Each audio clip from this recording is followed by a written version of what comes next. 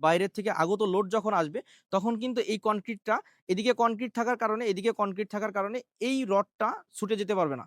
দেখেন এদিক থেকে যখন ভূমিকম্পের চাপ আসবে তখন কিন্তু এদিকে কনক্রিটের সাথে অলরেডি এটা কিন্তু অ্যাটাচড এবং এই টোটাল ঢালাইটা এখানে কনক্রিটের সাথে এটা কিন্তু খুব শক্তিশালী একটা বন্ডিং তৈরি হয়েছে। আসসালামু আলাইকুম, আমি ইঞ্জিনিয়ার সৈয়দ মোহাম্মদ মোফাজ্জল। আশা করি আপনারা সকলেই ভালো আছেন।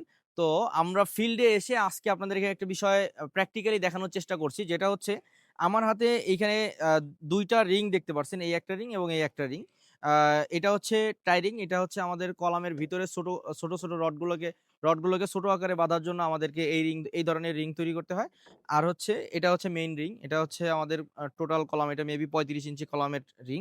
তো যাই হোক, এই বিষয়গুলো মানে আমরা রিং এবং আমাদের যে স্টিরাপ আছে এইগুলোকে আমরা কিভাবে তৈরি করব এবং এটা কত ডিগ্রি অ্যাঙ্গেলে তৈরি করতে হবে, এই বিষয়গুলো আমাদের যে মেজারমেন্ট আছে এই মেজারমেন্টটা নিয়ে আমি আজকে আলোচনা করব এবং এই মেজারমেন্ট অনুযায়ী কাজ যদি না করি সেক্ষেত্রে আমাদের কি ধরনের ভ আ ভুম মানে আ প্রবলেম হতে পারে এবং ভবনে কি ধরনের ঝুঁকি থাকে এই বিষয়গুলো নিয়ে আজকে আমি আপনাদের সাথে আলোচনা করব।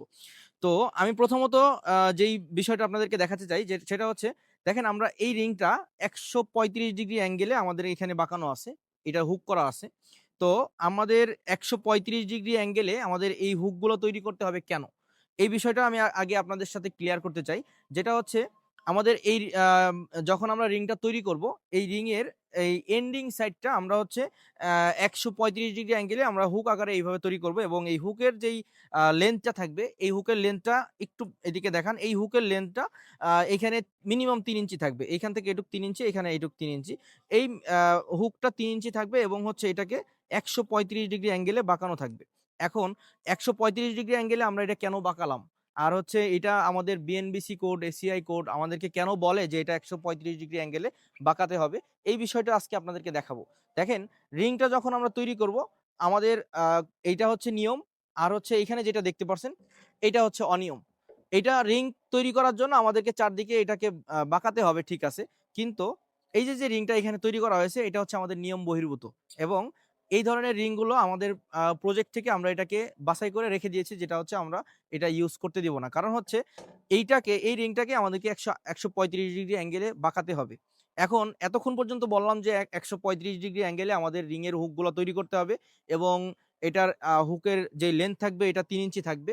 এটার ৩ ইঞ্চি লেন্থ আছে কিন্তু এটাকে হুকটা তৈরি করা হয়নি।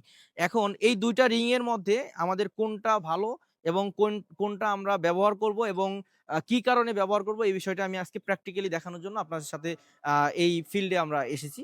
তো এখন দেখেন, আমরা যখন এই রিং দিয়ে আমাদের এই রডটাকে আমরা তো সাধারণত চারদিকে রড থাকে, এইদিকে দেখতে পাচ্ছেন এই যে কলামগুলোতে চারদিকে আমাদের যে রডগুলো আছে এই রডগুলোকে আমরা এই রিং দিয়ে আটকাবো। দেখেন, আমি সাপোজ এই কর্নারে আমাদের যে রডটা থাকবে এই রডটা আমি উদাহরণ দিয়ে দেখাচ্ছি। তো এই রডটা একটু এর ভিতরে দাও। উপর দিয়ে অথবা নিচ দিয়ে যেভাবে দিবা দাও। আচ্ছা। এইখানে দেখতে পাচ্ছেন এই রিংটা আমরা এইখানে এই যে আউটসাইডে যে রডটা দিলাম, রড দেওয়ার পরে এই হুক দিয়ে আমাদের এখানে হলো মানে এটাকে আটকানো হলো। এই আটকানো হওয়ার পরে আমরা যখন এই কলামটা ঢালাই দিব, টোটাল উপর থেকে কলামটা ঢালাই দিব, এইভাবে যখন আমরা কলামগুলো ঢালাই করব, তখন এই হুকের যে এই গ্যাপগুলো থাকবে, এই গ্যাপগুলোতে আমাদের কনক্রিট যাবে।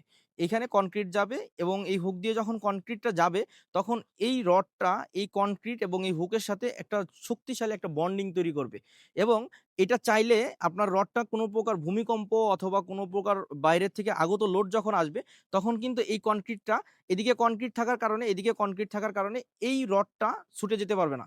দেখেন এদিক থেকে যখন ভূমিকম্পের চাপ আসবে তখন কিন্তু এদিকে কনক্রিটের সাথে অলরেডি এটা কিন্তু অ্যাটাচড এবং এই টোটাল ঢালাইটা এখানে কনক্রিটের সাথে এটা কিন্তু খুব শক্তিশালী একটা বন্ডিং তৈরি হয়েছে। এখন এইখানে কনক্রিট থাকলে, এখানে কনক্রিট থাকলে এই রডটা খুব শক্তিশালী বন্ডিং এ থাকবে এবং এটা কোন প্রকার ছুটে যেতে পারবে না। এখন দেখাই, আমি যদি এটা একটু সরাও। এখন আরেকটা আ এই সেম প্লেসে যখন আমাদের এই ধরনের একটা রিং দেওয়া থাকবে, দেখেন এই ধরনের একটা রিং দেওয়া থাকবে। এখানে কোনো হুক নাই। এখানে এই রডে কোনো হুক নাই। একটু কাছে আনো, এদিকে একটু কাছে আনো, হ্যাঁ। এই রডে কোনো হুক নাই এবং এই জায়গার যে আমি একটু আগে যেটা দেখালাম আপনাদেরকে যে এই রিংয়ের পাশ দিয়ে কোনো কনক্রিট যেতে পারবে না। কোনো কনক্রিটের বন্ডিং হইতে পারবে না। সো এটা যদি চায় ভূমিকম্প হয় অথবা ভবনে যদি বড় ধরনের কোনো লোড আসে এবং এই ভবনগুলো যদি একটা মানে মাঠের প্রান্তরে হয় এবং এখানে যদি প্রচুর পরিমাণে উইন্ড লোড থাকে, দেখবেন যে অনেক সময় ভবন কাঁপে।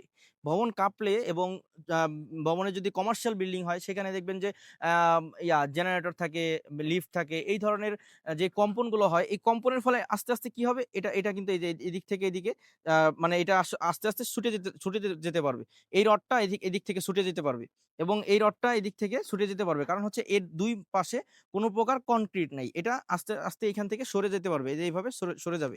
আ এইভাবে মানে এটা আমি হাত দিয়ে পারছি না, কিন্তু এটা ভূমিকম্প অথবা বড় ধরনের লোডের কারণে এটা হচ্ছে এখান থেকে সরে যাবে। তো সরে গেলে আমাদের এই রডগুলো আস্তে, আস্তে এটা এটা মানে তার অবস্থান থেকে এটা আস্তে, আস্তে সরে যাবে এবং হচ্ছে এইটা একটা ক্র্যাকের সম্ভাবনা থাকবে এবং এটার মানে এই রিংটা একটা এই রিং এর কারণে এই কলামটা একটা দুর্বল পয়েন্ট তৈরি হবে এই জায়গায়। তো সেই কারণে হচ্ছে আমরা আমাদের কলামগুলোকে ১৩৫ ডিগ্রি, কলামের যেই হুকগুলো আছে এই হুকগুলোকে ১৩৫ ডিগ্রি অ্যাঙ্গেলে আ বাঁকিয়ে নিয়ে তারপর হচ্ছে আমরা এই কলামগুলো বাইন্ডিং করার চেষ্টা করব এবং আ যারা এই বিষয়টা সম্পর্কে এতদিন জানি না এবং এই প্র্যাকটিক্যাল বিষয়টা আপনারা দেখলেন যে এইখানে আমাদের কনক্রিট যাওয়ার ফলে এই জায়গাটা একটা শক্তিশালী বন্ডিং হবে। তাদেরকে তারা যারা আজকে থেকে জানলেন তারা অন্যদেরকে দেখানোর জন্য এবং জানানোর জন্য আমাদের এই ভিডিওটি শেয়ার করে দিবেন এবং আশা করি আমাদের এই ভিডিওর মাধ্যমে আপনারা কিছুটা হলেও উপকৃত হবেন এবং আপনাদের কাজের কোয়ালিটি গুলো আপনারা নিজেরা দেখে এটা কি কারণে করতে হবে এই বিষয়টা আপনারা নিজেরা দেখে আপনারা এই কাজটা করতে পারেন এবং নিজেরা দেখে জেনে আপনাদের মিস্ত্রিদের যদি ভুল হয়ে থাকে এই বিষয়গুলো আপনারা নিজেরাই সমাধান করতে পারবেন। তো এতক্ষণ আমাদের সাথে থাকার জন্য অসংখ্য ধন্যবাদ। আসসালামু আলাইকুম।